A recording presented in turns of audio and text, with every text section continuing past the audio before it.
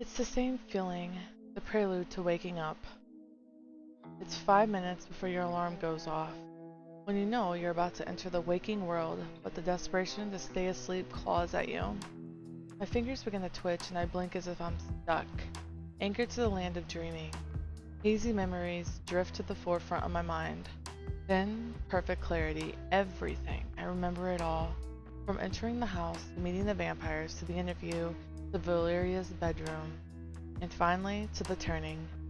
I'm still in Valeria's bed, my eyes still closed, my senses slowly returning. I can smell her all around me, floral and sweet and sharp. As well as my nose feeling super powered, my ears are fine. Tuned to, well, everything. I can hear the skittering of animals outside, the gentle chatter of humans down the street. And then, I realize that there's also a couple of things I can no longer feel. Once vital things. The most vital of all, my heart, is dead. I'm hyper aware of it in my chest and it feels heavy despite its dormancy, but a gentle reminder of my new state of being, I suppose. There's also a distinct coolness to me, from my bones to my skin, though it isn't the same as being caught in the snow and left to thaw. It's just a strange, prickling awareness. All things considered, this feels like a peaceful sort of awakening. There might be a distant memory of pain and screaming of my body dying and rebuilding itself while I was stuck somewhere in between, but it doesn't haunt me. Maybe it's tucked away for keeps. I take a moment to embrace it all. And then I feel a finger poking at my chest. Hey! I hear a quiet, dirty laugh, and I'm suddenly all too aware of of a body beside me. Valeria. She's lying flush against me, her body temperature now feeling strangely normal, if not a little warmer than my own. Suppose that technically I'm a freshly risen corpse. Oh. Wake up, sleepyhead. I groggily open my eyes when I hear her voice. My eyelids feel heavy and my head is throbbing, like I'm suffering through the worst hangover in history of everything. But the sight of Valeria soothes away the ache. Leaning over, she presses her crimson lips to my ear, her voice dipped low. Good night, Nori, and happy death day. Night? How long was I out for? You died, little bird. It takes time for the body to recover from that. You were out for about 3 days, give or take. Not bad. I've seen some take up to a week to fully turn. As I shift under the covers, I focus my attention on my arms, more specifically that they're crossed over my chest like I'm a poor facsimile of the dramatized movie vampires, of movie vamps, she scoffs at. I roll my eyes at her, trying desperately not to smile. Really? Ugh, you're the one so enamored with all those silly little vampire tales, kitten. Besides, I was bored. Had to entertain myself somehow. Ew. Her pout shifts into a smirk. I pause for a moment to take her in where she lounges beside me, and if they were still able to, I think my cheeks would be heating.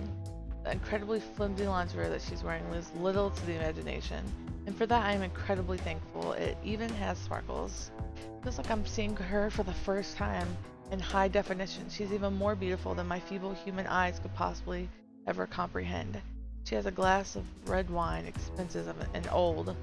My new nose tells me, in one hand, and the other clutches an indecent-looking novel titled First Bite. The cover is adorned with a particularly lewd illustration of a vampire chowing down on a half-naked human who looks a little too pleased about it. I can relate.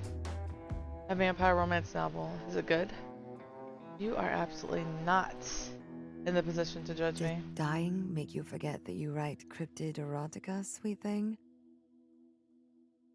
Fair point.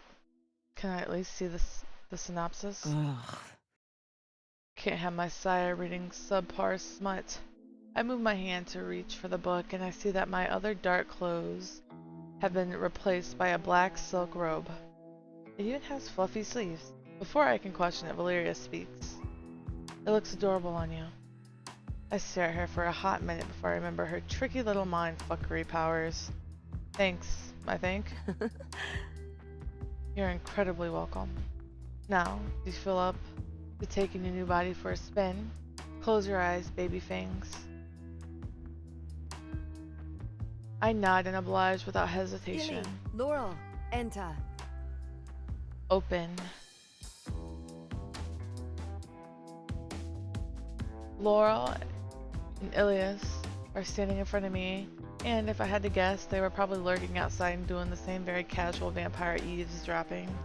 Valyria asked us to assist with gently easing you into the fold, but Laurel said, "So, what does that entail exactly?" Valyria sets aside her book and the glass of wine and stands to join the other two. We planned a little surprise for you. I love surprises. I really don't. The three of them grin at me, sharp teeth on display. It's decidedly unnerving.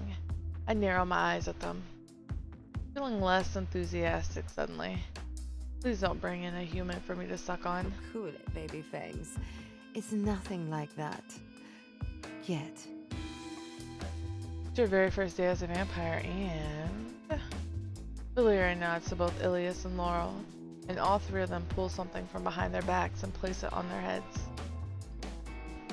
Fucking party hats with rainbows on. They are also holding colorful party poppers. This is the best birthday ever. If my heart could beat, I think it would be pounding double time. The fact that they did this for me, that they all look so happy, it feels like I'm really part of their family, like they're proud of me. I really hope vampires don't cry blood.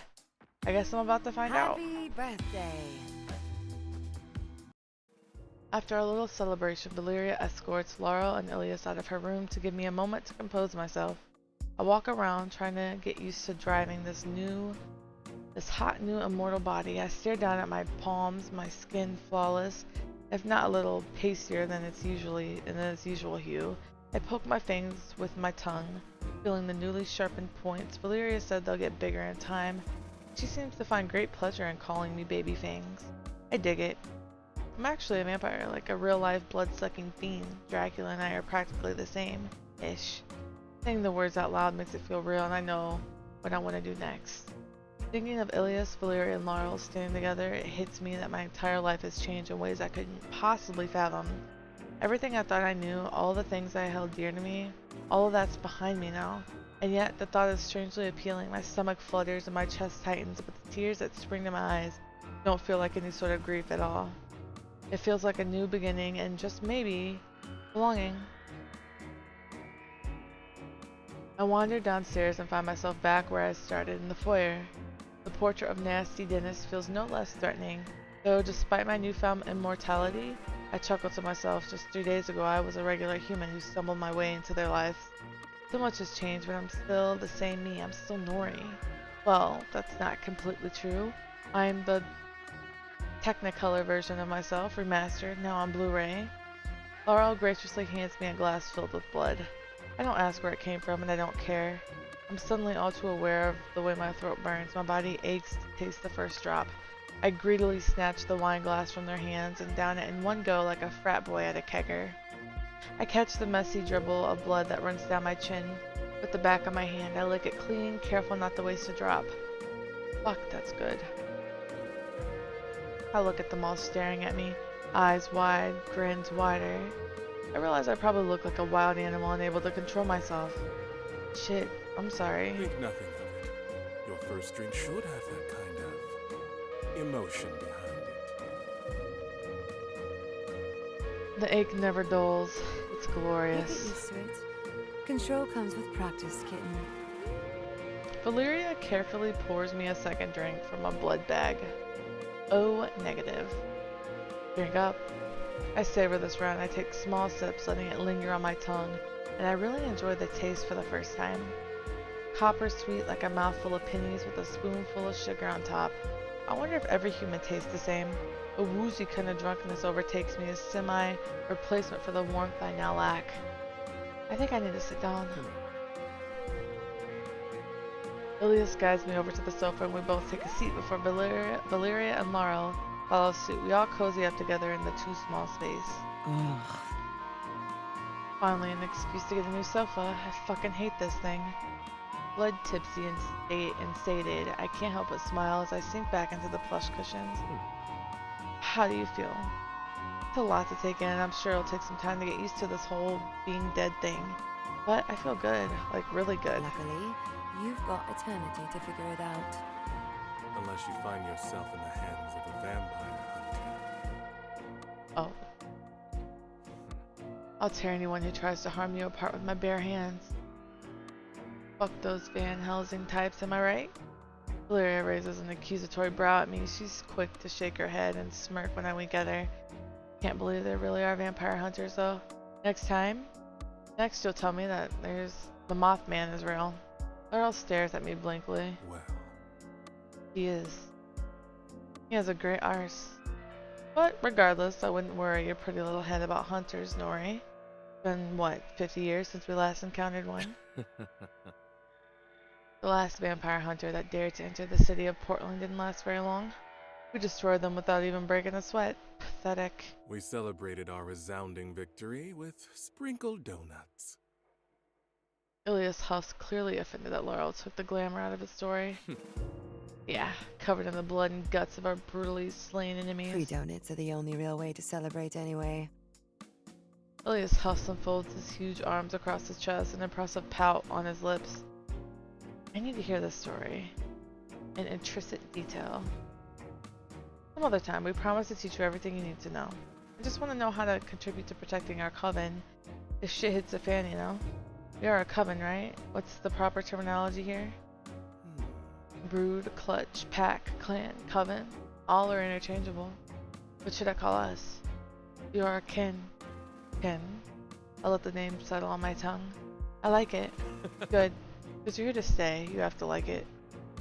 The room falls into silence, and it's comfortable kind. I look around, taking everything in. Powerful Ilias, entrancing Laurel, and breathtaking Valeria. I smile to myself.